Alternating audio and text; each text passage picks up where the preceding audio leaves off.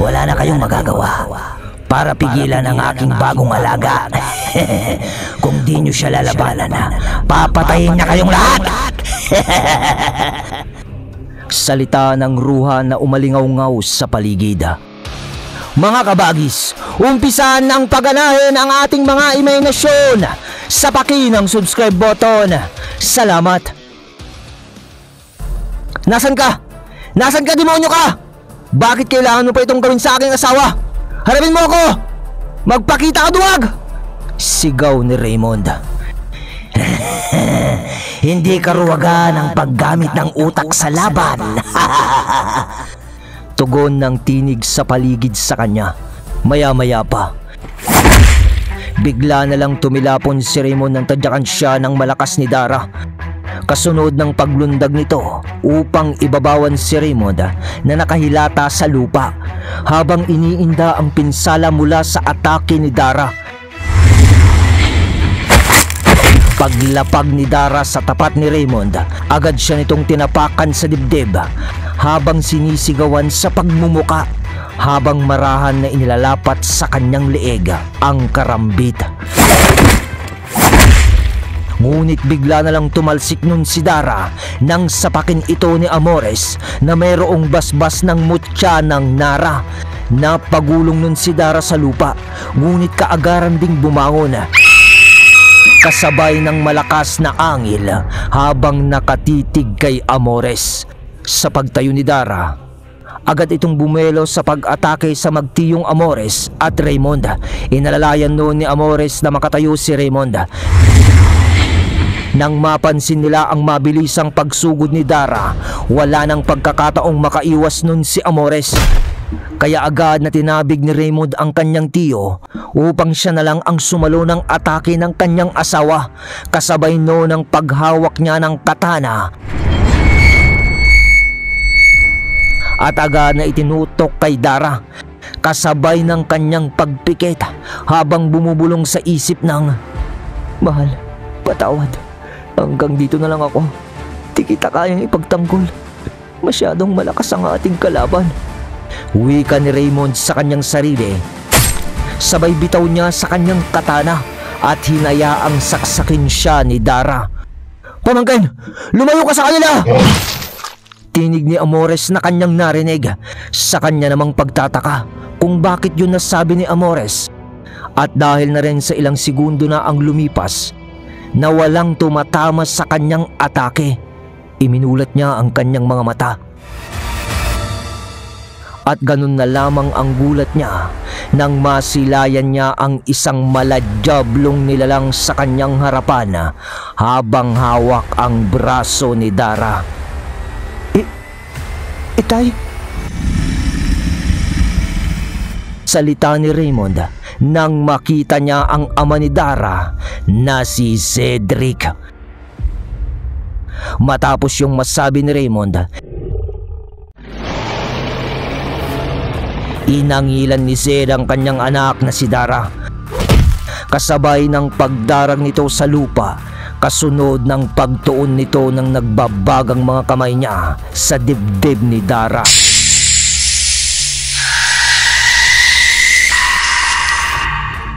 Umangil yun habang ginagawa niya ang bagay na ito. Makalipas ang ilang minuto, tumayo ito at mabilisang naglaho sa paligid. Kasunod noon ang pagkarinig nila ng malakas na sigaw sa paligid. Matapos yun, agad nilang nilapitan si Dara upang alamin ang nangyari dito. Nang buksan ni Raymond ang damit nito, nakita niyang naging abo na lamang ang mga kumalat na maiitim na ugat nito sa katawan. Pamangkin, sino ang nilalang na yun? Na bigla na lang lumabas mula sa isang lagusan. Bigla na lang lumitaw eh. Ramdam kong mas mapanganib pa siya kaysa sa mga ruha. Salita naman ni Amores sa likuran ni Raymond. Ngunit, salamat itay. Salita ni Raymond kasabay ng pagbuhat niya kay Dara. Paglingon niya sa kanyang mga tiyuhin, agad niyang sinabi sa mga yon na yon ang ama ni Dara. na labis na lamang ikinagulat ng tatlo niyang tiyuhin. Nang babalik na sana sila sa kanilang tahanan, biglang lumapag sa kanilang harapan ng maladyablong gabunan. Bit-bit ang isang nilalang na nagpupumilit na makawala sa mga kamay nito. Raymond, sino ang nilalang na ito? Garalgal na tinig ni Sed. Itay, kasapi ho siya sa mga ruha na gustong kumuha kay Dara. Sagot ni Raymond. Pagkarinig ni Sid noon, bumuntong hininga ito na naglabas ng makakapal na itim na usok mula sa ilong.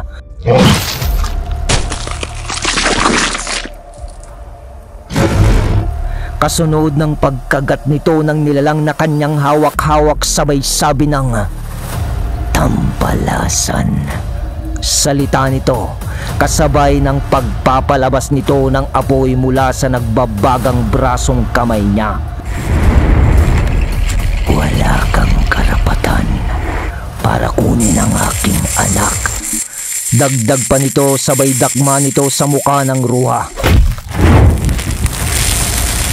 Nang gawin yun ni Seda, mabilis ang nagliyabang buong katawan ng nilalang. Umusal pa yun ng mga orasyon, ngunit mabilis ang hinaklik ni Seda ang panga nito, dahilan upang di na yun makapagsalita. Ilang segundo lang ang lumipas, naging abo ang katawan ng ruha. Napatulala na lang noon ang mga tiyuhin ni Raymond sa kanilang nasaksihan, dahil sa isang iglap lamang ay nagawang paslangin ng maladyablong gabunan ang isa sa mga ruha. Ngunit akala lang pala nila na isa na sa mga ruha ang nilalang na yun, dahil nang sabihin ni Sed na bago lang ang katawan ng isang yun, malamang na isa lang ang nilalang na ito sa mga nagtatagong demonyo sa kanilang baryo na sumapi sa mga ruha, dahil sa bago pa lang ang naaagnas na katawan nito. Habang nagsasalita nun si Sed, agad namang napansin ni Raymond ang pangingilag ng kanyang mga tiyuhin dito. Kaya agad niyang ipinakilala sa kanyang biyanan ang kanyang mga kamag-anak. Tay, siya nga pala ho, ang mga tiyuhin ko. Salita ni Raymond sabay turo sa tatlo. Nang mga oras naman na ito ay pabalik na sa anyong tao si Sed. Ganun ba? Magandang gabi sa inyo, mga kaibigan. Bati ni Sed sa tatlo. Tumugon din naman ang mga yon sa kanya ng magandang gabi din, at ikinagagalak siya ng mga itong nakilala. Malalakas naman ang mga kamag-anak mo, iho. Pero bakit nangyari ito? Tanong ni Sed kay Raymond habang naglalakad na sila papauwi. Pasensya na ho, itay, pero ako ho mismo ang pumigil sa kanila na wag nilang saktan si Dara. Sagot ni Raymond. Ganun ba? Napakawagas ng pag-ibig mo sa aking anak, iho. Pag-ibig na muntik nang pumatay sa iyo. Mabuti na lang umabot ako, kundi bangkay ka na sa oras na ito. Sana hinayaan mo ang mga tiyuhin mo na gawin ang alam nila. Di naman basta-basta mapapahamak ang asawa mo hanggat nananalaytay sa kanyang mga ugat ang dugo ko. At habang buhay ang dignom na kanyang tangan, kailanman ay di rin siya mamamatay. Salita ni Sed ng pagkaseryoso. Nang nasa tahanan na sila, magkakaharap sila noon sa mesa habang si Dara ay nasa silid na nagpapahinga. Wala pa rin kasi itong malay ng sandaling iyon. Iho, saan nanggaling ang mga nilalang na kalaban nyo sa pagkakataong ito? Mukhang marami silang nalalaman sa karunungan ng kadiliman. Hindi nagmula sa kanan ang sumpang tumama sa anak ko. Dahil isa yung parte ng mata ng impyerno, ang mga ugat na kumalat sa katawan ni Dara. Kapirasong parte pa lang yun. Kung nagkataong buong mata ng impyerno ang tumama sa anak ko, siguradong makakagawa tayo ng hakbang na labag sa ating kalooban. Uwi ka noon ni Sed. Nga pala Raymond, biglaan ang pagtungo ko dito. Kaya di ko na naisamang ninong Jacob nyo. Pero kasalukuyan na silang naglalakbay patungo dito. May kasama siya na isa din sa ating kapamilya na dapat mong makilala. Dagdag pa ni Sed habang nakatitig kay Raymond. Kapamilya po? Itay? Oo, iyo. Isa din siyang malakas na antingero. Sambit ni Sed.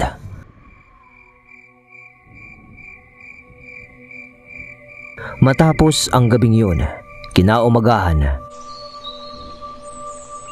nagising si Dara. Nagulat siya noon kasi namulatan niya si Raymond na nakasandal sa dingding habang tulog at agad niyang napansin ang mga sugat at galos nito sa katawan.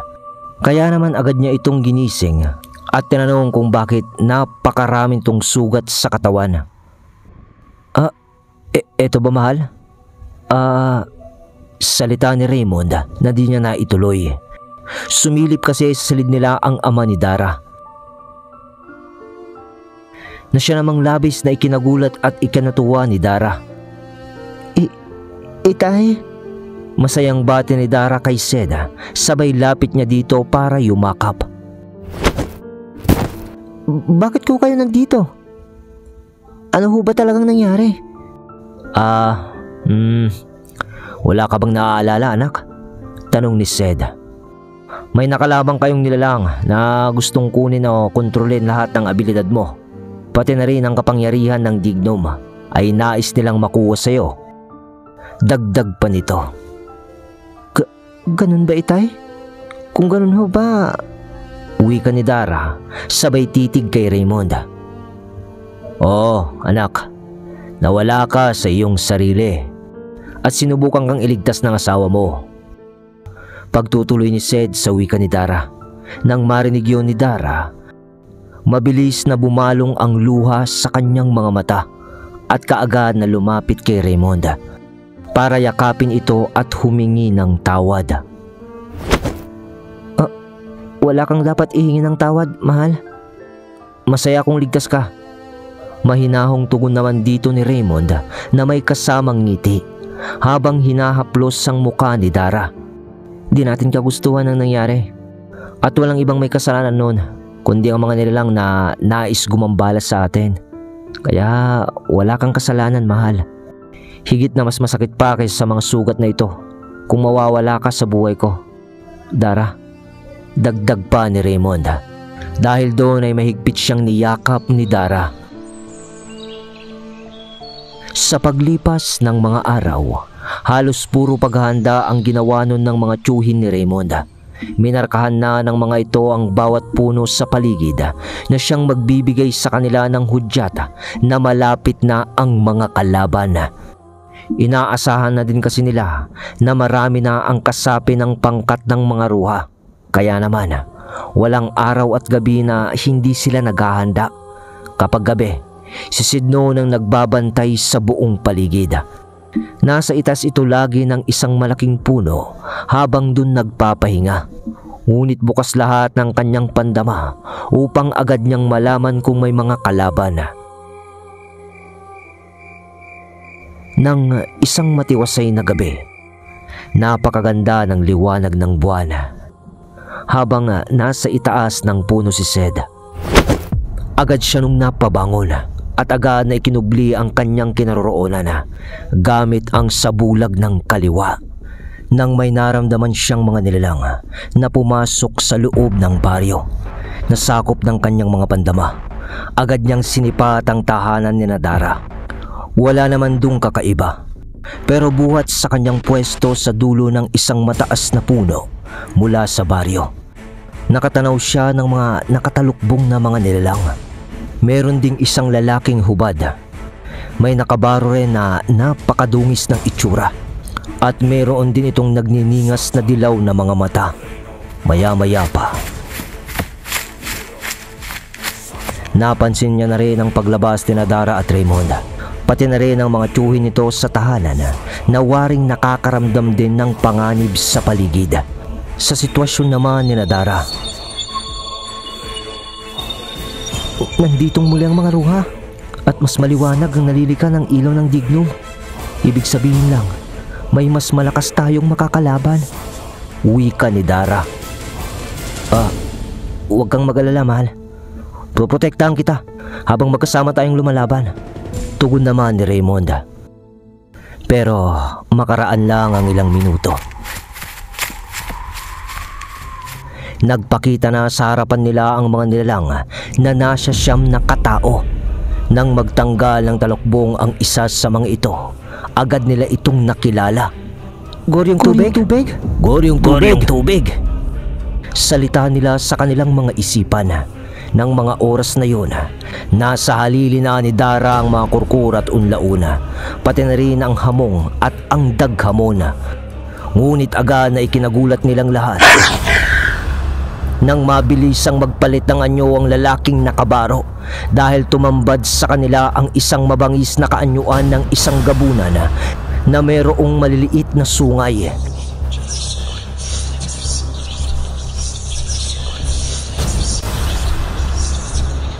Kasabay pa noon ng mabibilis na pag-uurasyon o pag-uutib ng mga kasama nitong mga nakatalukbong. At maya-maya lamang ay nagkaroon sa paligid ng mga animoy usok na nagmistulang portal. At mula doon ay naglabasa ng mga sari-saring nilalang. Merong tikbalang na kalahating aswang o yung tinatawag na gariyaw. Ngunit ikinagulat din ni Dara nang mula doon ay may lumabas din na nasa 10 agaras na putol-putol ang mga sungay. Subalit nagliliwanag sa katawan ng mga ito ang mga batok o tattoo na nakapalibot sa kanilang katawan. Magbabayad kayo sa pagpaslang nyo sa isa naming membro. Ang gusto lang naman namin ay ang kwintas na yan. Subalit nag-umpisa kayo ng digmaan. Kaya wag nyo kaming sisisihin kung ngayong gabi ay mamamatay na kayong lahat. Uwi ka ng isang panauhin na nakatalukbong. Kami pa talagang nag-umpisa eh. Kayo nga itong makukulit eh. Sumusobra na kayo. Pati ba naman asawa ko kukunin nyo sa akin? Dadanak muna ang dugo ko bago nyo yun magawa. Matapang na sagot ni Raymond habang paulit-ulit na iwinawasiwas ang katana. Kung ganoon, umpisahan na natin! Nanggigigil na ang mga alaga kong lapain ang mga kalamnan nyo! Sigaw ng mambabarang na isa sa mga ruha. Kasunod doon ang pagtatanggal nito ng kanyang suot na talukbong kasabay ng pagsisilabasan ng napakaraming insekto sa kanyang katawan na halos takpan na ang kalangitan sa lugar.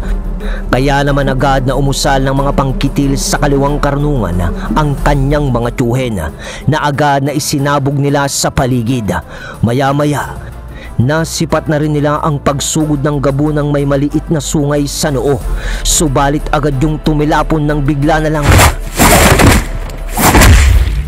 lumapag si Seda sa lugar at buong lakas na sinapak ang gabunan at partida. Nasa kalahating aswang pa lang nun si Sed. Kaya naman, nang makita siya ng mga ruha, pinagtawanan lamang siya ng mga ito. Sa paglapag ni Sed sa lugar, ang buong pangkat ni Dara ay humanay sa halili ng demonyong gabunan. Sa pagtilapon naman ng gabunan dahil kay Zedric, ikinagulat at ikinatuwa ng mga ruha ang paglitaw niya sa labanan. May dumagdag pang isa! Nakakatuwa naman! May idadagdag na naman kaming malakas na nilalang sa aming mga koleksyon. Salita ng isang ruha.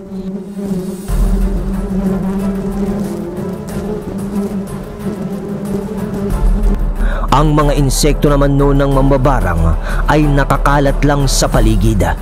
Naghihintay na bumaba ang ginawang depensa ng mga tiyuhin ni Raymond.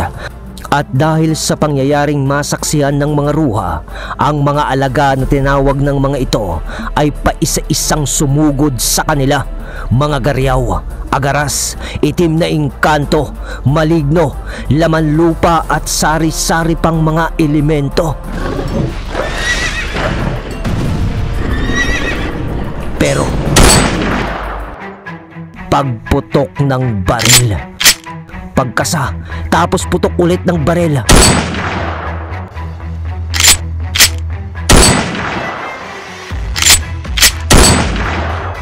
Ilang beses na putok ng baril ang kanilang narinig, kasabay ng pagtimbuang ng mga nilalang na tinamaan ng mga bala. Nang sandaling yun ay napangisi si Sed, sabay wika ng, "Magbigay-pugay kayo para sa aking kaibigan." Garalgal na tinig ni Sed, kasabay ng pagyuko nito. Nang gawin yun ni Sed, kasunod noon ang paglundag ng isang malaki at malatigring nilalang